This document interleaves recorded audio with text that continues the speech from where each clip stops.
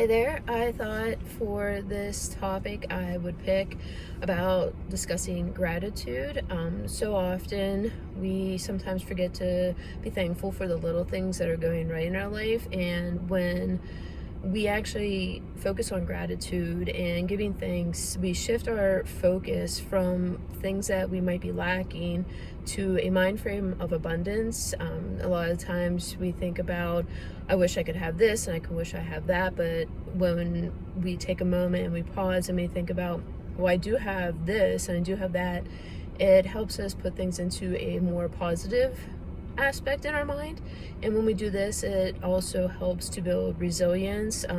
We can tackle challenges with a new focus in mind. We approach it instead of having this negative feeling towards something new or a challenge or a speed bump along the road, and we can see that it can work out. And like right now it is rainy and it's getting ready to maybe storm here, but I'm thankful for the rain because it's going to bring the flowers, and I am also thankful that I'll be home this evening. I don't have to go out in it.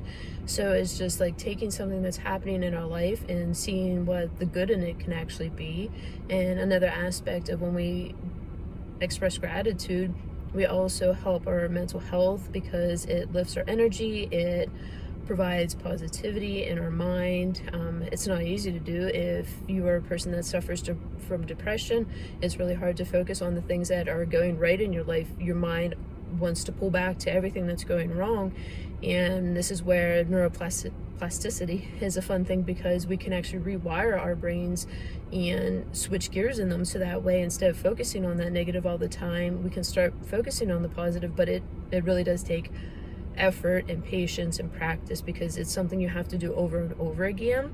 And some ways that we can do this is to get a journal and have a gratitude journal and spend a couple minutes every day and just be thankful of the different things that are going right in our life. Or you could also spend a little bit, it's not good to focus on the past or the future, but you could be like, I'm thankful for the new opportunities that I foresee coming. You can spin it that way, but you could also just be thankful for the steps you're taking to embrace those new opportunities that are coming your way.